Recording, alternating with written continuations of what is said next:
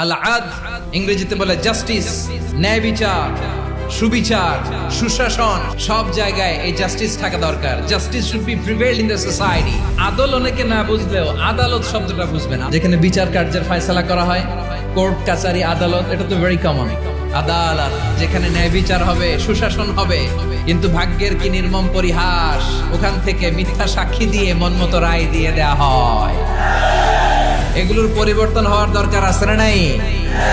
আদলের বিপরীত হচ্ছে জুলুম। যে সমাজে আদল থাকে না, সেই সমাজে জুলুম মানুষের ঘাড়ে চেপে বসে। জুলুম মানে হচ্ছে বৈষম্য। বৈষম্যের স্থান ইসলামে নাই, অবিচারের স্থান ইসলামে নাই। আল্লাহ তাআলা বলেন হাদিসে কুদসিতে, ইয়া ইবাদি ইন্নী হারামতুয যুলমা আলা নাফসি ওয়া জাআলতুহু বাইনাকুম মুহাররামান ফালা তাযালামু।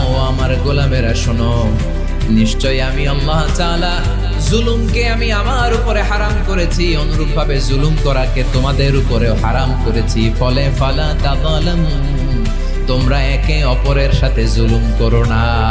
নির্দেশনাটা কার?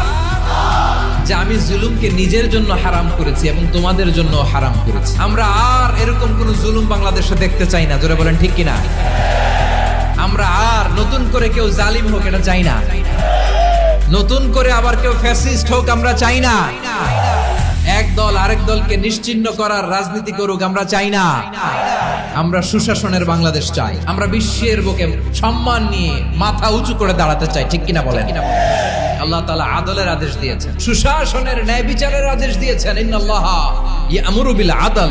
আমাদেরকে আদল প্রতিষ্ঠা করতে হবে। জুলুমের সাথে ইসলামের কোনো সম্পর্ক নাই।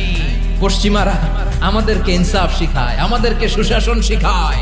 আর ইনসাফ, সুশাসন, ন্যায় বিচার, সুবিচার, জাস্টিস কারে বলে বিশ্বনবীর বায়োগ্রাফি থেকে জেনে নাও।